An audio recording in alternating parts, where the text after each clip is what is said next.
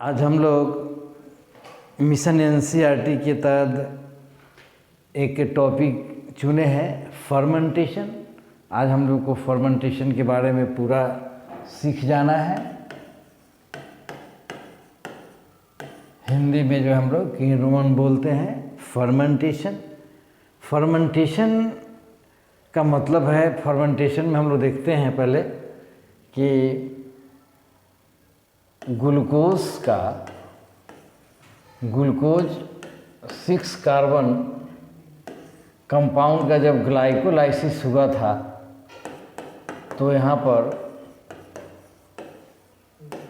Glycolysis हुआ था तो 2 मॉलिक्यूल्स ऑफ पायरुविक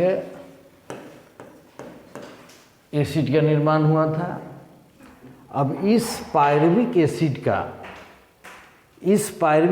का जो है 2 तरह का फेट है।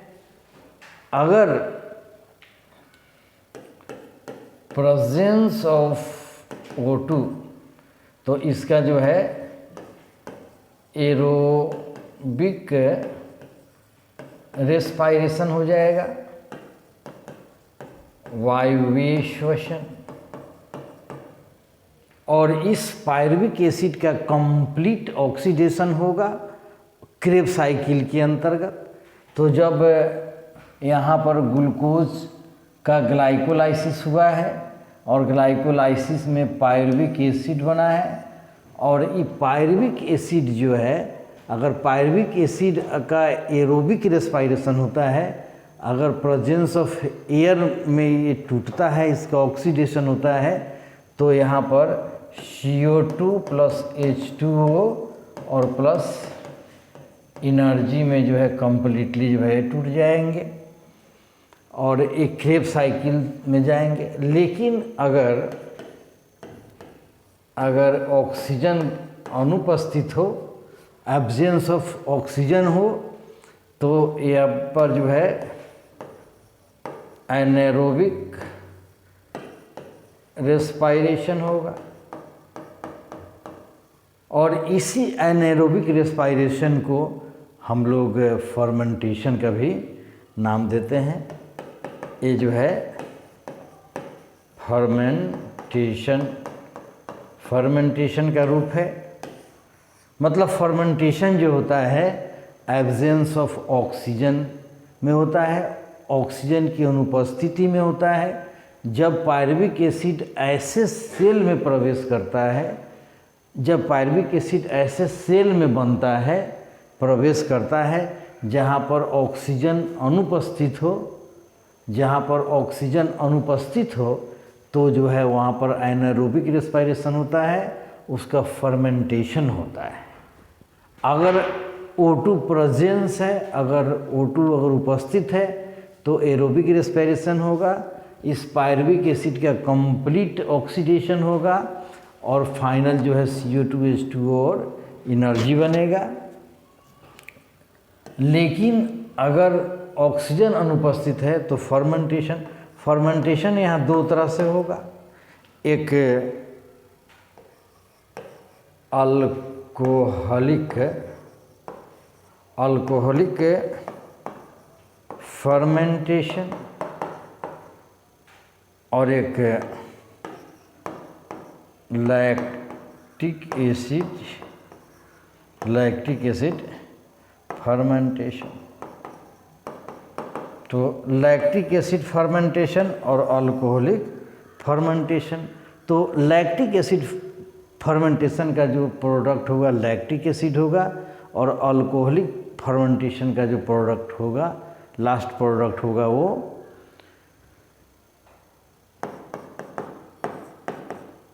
इथाइल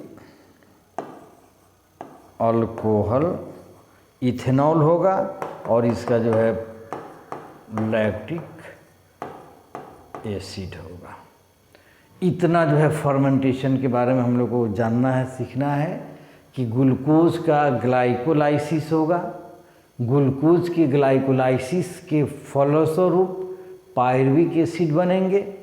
पायरुविक एसिड अब यहाँ से पायरुविक एसिड का जो है फेट जो है भाग्य तय होता है कि अगर उस सेल में ऑक्सीजन उपलब्ध है, ऑक्सीजन प्रेजेंस है, तो उसका एरोबिक रेस्पायरेशन होगा, CO2H2 और एनर्जी मिलेगा।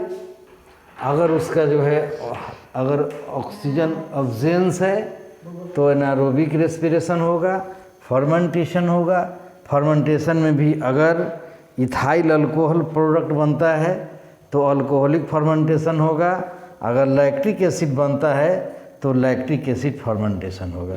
तो इस तरह से फर्मेंटेशन दो तरह का हुआ। चलिए अब यहाँ पर देखते हैं कि अल्कोहलिक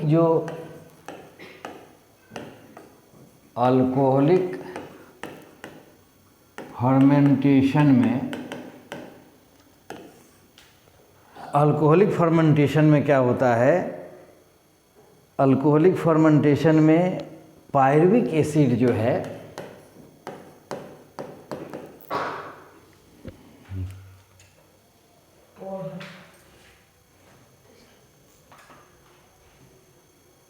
अल्कोहलिक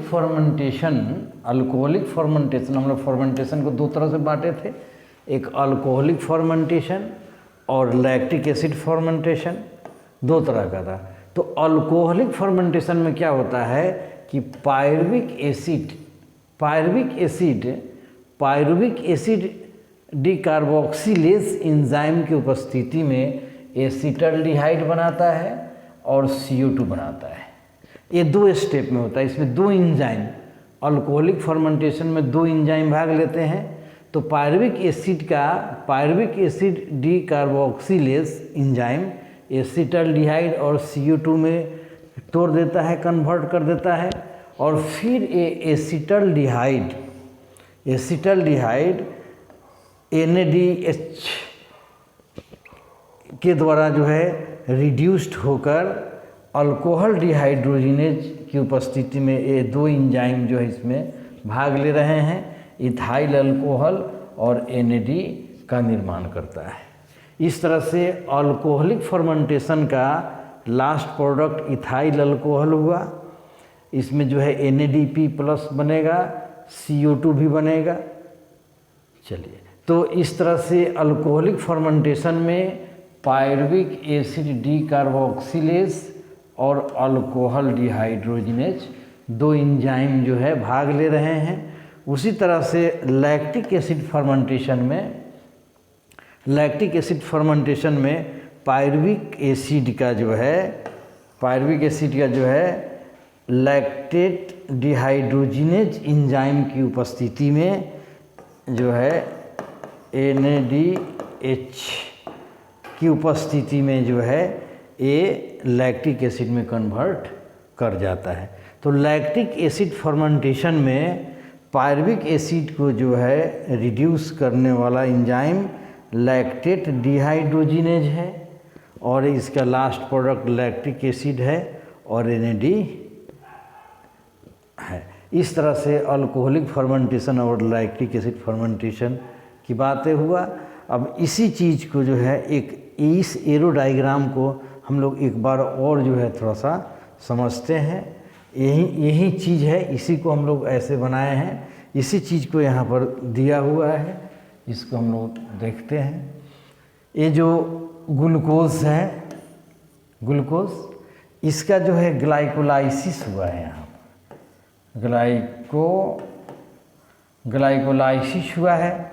तो हम लोग डायरेक्ट स्टेप में जो है यहाँ पर जो है पायरुविक एसिड बना ले रहे हैं, लेकिन ग्लूकोज का जो है पायरुविक एसिड में कन्वर्ट होना एक ग्लाइकोलाइसिस हुआ।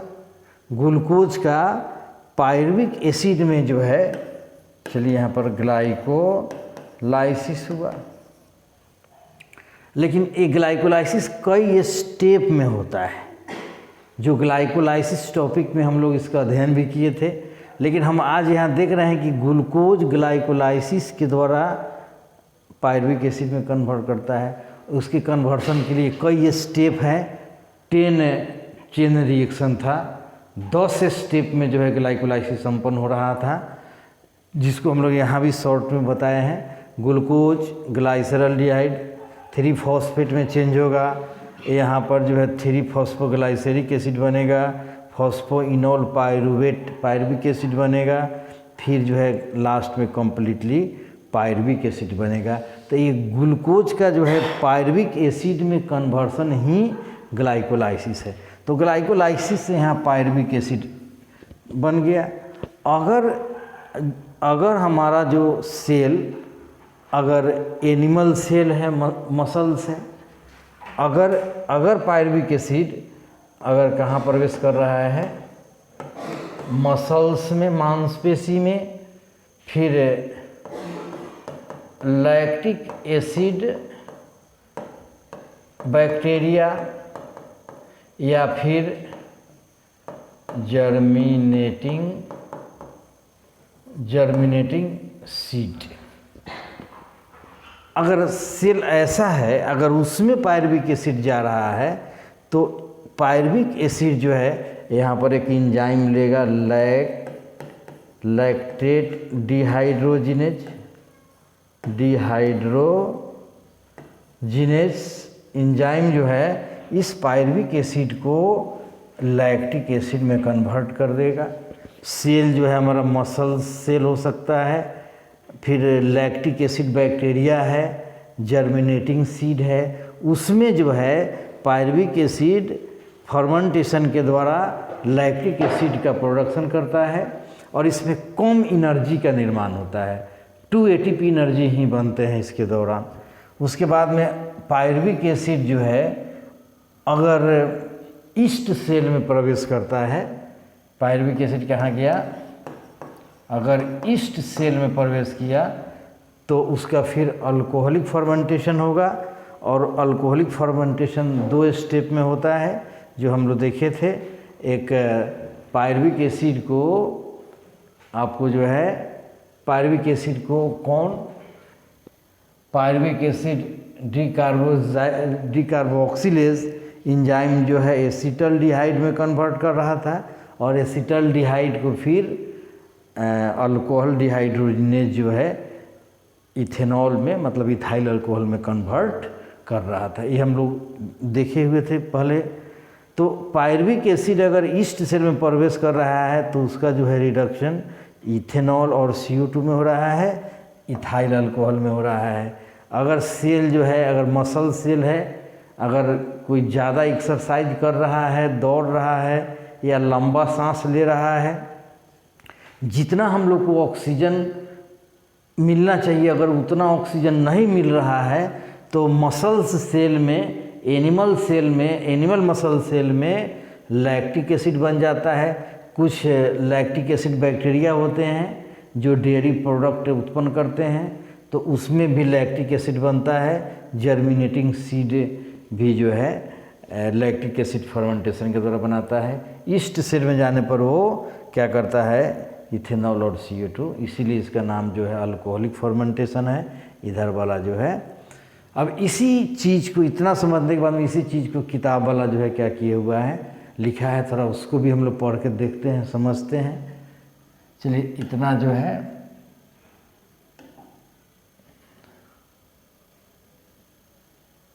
ठीक।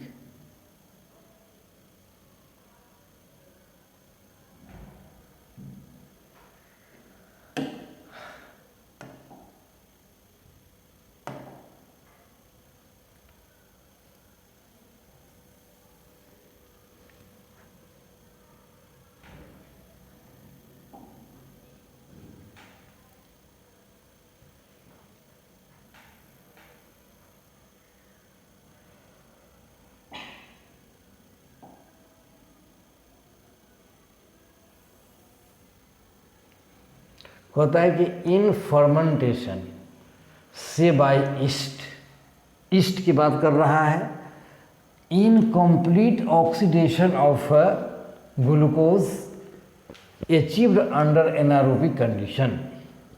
ईस्ट में कह रहा है कि ईस्ट में फर्मेंटेशन के दौरान ग्लूकोज का इनकम्प्लीट अपूर्ण ऑक्सीकरण होता है, इनकम्प्लीट ऑक्सीडेशन होता है under anaerobic condition.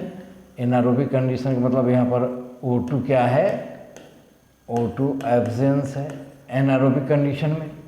Bye sets of reaction where pyruvic acid decarboxylase and alcoholic dehydrogenase catalyse this reaction. यहाँ पर एकदम आपको जानना होगा, ये ईस्ट है, ईस्ट की बात कर रहा है। ईस्ट में अल्कोहलिक फर्मेंटेशन होता है और अल्कोहलिक फर्मेंटेशन के दौरान 2 सेट्स ऑफ एंजाइम भाग लेते हैं, पायरुविक एसिड डिकार्बोक्सिलेज और अल्कोहल डिहाइड्रोजिनेज। ये दोनों रिएक्शन, ये दोनों एंजाइम जो है 2 स्टेप में पायरुविक एसिड का इनकम्प्लीट ऑक्सीडेशन करके इथाइल अल्कोहल और CO2 का निर्माण करते हैं।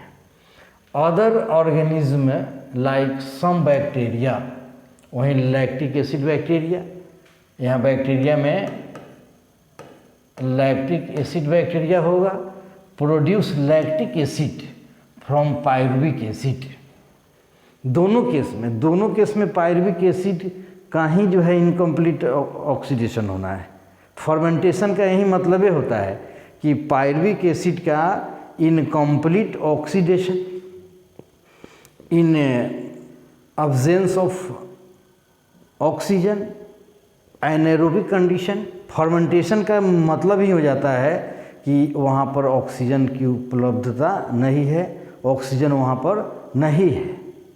तो अगर लैक्टिक एसिड बन रहा है तो लैक्टिक एसिड फर्मेंटेशन, अगर अल्कोहल बन रहा है तो alcoholic fermentation. Alcoholic fermentation east में होगा और ईस्ट के में जो है इनकम्प्लीट। इस स्टेप को जो है इस फोटो में जो है दिखाया गया है। अभी कहता है कि इन एनिमल सेल्स में भी लाइक मसल्स, मांसपेशियों में ड्यूरिंग एक्सरसाइज, व्यायाम करते वक्त जब oxygen is इनएडिक्वेट for cellular respiration, कहता है कि एनिमल सेल जैसे मसल सेल में जब एक्सरसाइज किया जा रहा होता है, जब व्यायाम होता है, जब कोई ज़्यादा व्यायाम करता है, तेज़ी से दौड़ता है, तो उस समय पर्याप्त ऑक्सीजन नहीं मिल पाता है। उस समय ऑक्सीजन जो है पर्याप्त नहीं मिल पाता है, तो वहाँ पर क्या होता है कि pyruvic acid is reduce to lactic acid. वहाँ पर पायरुविक एसिड जो है लैक्टिक एसिड में रिड्यूस कर जाता है बाय लैक्टेट डिहाइड्रोजिनेज। यहाँ पर अगर लैक्टिक फर्मेंटेशन है, लैक्टिक एसिड फर्मेंटेशन है, तो वहाँ पर पायरुविक एसिड सीधा जो है लैक्टेट डिहाइड्रोजिनेज एंजाइम के द्वारा जो है वो रिड्यूस करके लैक्टिक एसिड बनाता है। लेकिन अल्कोहलिक फर्मेंटेशन में ये 2 स्टेप में टूटता है। उसके लिए 2 एंजाइम है, pyruvic acid decarboxylase and alcohol dehydrogenase. चलिए इतना बात है। तो कहता है कि reducing agent is NADH which is reoxidized to NAD in both the process. दोनों प्रोसेस में आपको यहाँ पर देखिएगा, यहाँ पर कह रहा है कि यहाँ पर रिड्यूसिंग एजेंट जो है फर्मेंटेशन प्रोसेस में, fermentation alcoholic fermentation, lactic acid fermentation, तो दोनों तरह के फर्मेंटेशन में यहाँ पर NADH2 जो है ये रिड्यूसिंग एजेंट है और वो खुद जो है रीऑक्सीडाइज्ड हो जा रहा है यहाँ पर NAD के रूप में वो रीऑक्सीडाइज्ड हो जा रहा है, इसी को कहा जा रहा है। तो ये जो है दोनों प्रोसेस में है। पायरुविक एसिड का कन्वर्सन जब इथाइल अल्कोहल में हो रहा है, वहाँ भी रिड्यूसिंग एजेंट NADPH2 है और वो खुद रीऑक्सीडाइज NAD प्लस में हो जा रहा है। अगर ये लैक्टिक एसिड फर्मेंटेशन है तो वहाँ भी रिड्यूसिंग एजेंट NADH+H या NADH2 भी हम लोग कह सकते हैं, और वो खुद रीऑक्सीडाइज जो है, ये वाला बात जो है दोनों में है, अल्कोहलिक में भी और लैक्टिक एसिड फर्मेंटेशन दोनों में है। लेकिन इंजाइम जो है, अगर लैक्टिक एसिड फर्मेंटेशन है तो यहाँ पर केवल एक ही इंजाइम भाग लेंगे, लैक्टेट डिहाइड्रोजिनेज। अगर आपका अल्कोहलिक फर्मेंटेशन है तो पायरुविक एसिड डिकार्बोक्सिलेज और अल्कोहल डिहाइड्रोजिनेज। ये बात को आपको समझना है। कहता है कि in both lactic acid and alcohol fermentation not much energy is released less than, मैं कहता है कि लैक्टिक एसिड और अल्कोहलिक फर्मेंटेशन दोनों में ज़्यादा एनर्जी जो है रिलीज नहीं होता है, 2 ATP एनर्जी ही बनते हैं। और यहाँ दिया हुआ है कि लेस देन 7% ऑफ एनर्जी, ये बात को आपको याद करना है, 7%, लेस देन 7% से भी कम, 7% से कम energy in glucose is released and not all of it is trapped as high energy bond of ATP। Also the process are hazardous, जो है खतरनाक है, खतरनाक प्रोसेस है। कहता है कि उल्टा जो है, ये दोनों जो प्रोसेस है उल्टे खतरनाक भी है। कहता है कि या तो आइदर एसिड और alcohol is produce, alcoholic fermentation और लैक्टिक एसिड फर्मेंटेशन दोनों प्रोसेस जो है खतरनाक है। कहता है कि या तो एसिड बनेगा या अल्कोहल बनेगा दोनों में। तो कहता है कि what is net ATP that is synthesized and reduct the number of ATP utilized during glycolysis. When one molecule of glucose is fermented to alcohol or lactic acid, yeast poison, देखिए यहाँ से इम्पोर्टेंट है, yeast poison themselves to death when the concentration of alcohol reach about 30%। कहता है कि alcoholic fermentation में अगर लगभग जो है 13% अगर अल्कोहल बन जाता है, उसका कंसंट्रेशन करता है, तो खुद जो है ईस्ट को क्या कर देता है, मार देता है। उसके लिए जो है जहर बन जाता है, ईस्ट उसमें मर जाता है। अब what then would be the maximum concentration of alcohol in beverage that are naturally fermented.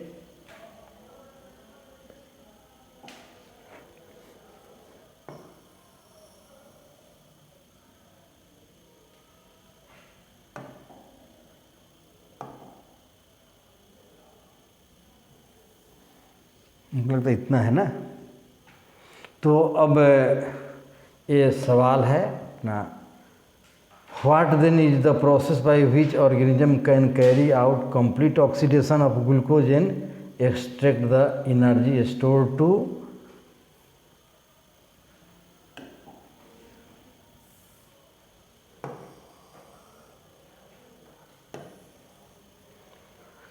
synthesize a larger number of ATP molecules needed for cellular metabolism. In eukaryotes, these steps take place within the mitochondria and this require O2. Aerobic respiration is the process that lead to complete oxidation of organic substances in the presence of oxygen and release CO2 and water and large amount of energy present in the substrate. This type of respiration is most common in higher organism. We will look at these process in the next section. आगे जो aerobic respiration के बारे में बताया जा रहा है, इस बात को हम लोग फिर अगले जो है स्टेप में हम लोग बोलेंगे। चलिए तो आज इतना हम लोग रहने देते हैं, फिर कल हम लोग का जो है आगे जो है बने।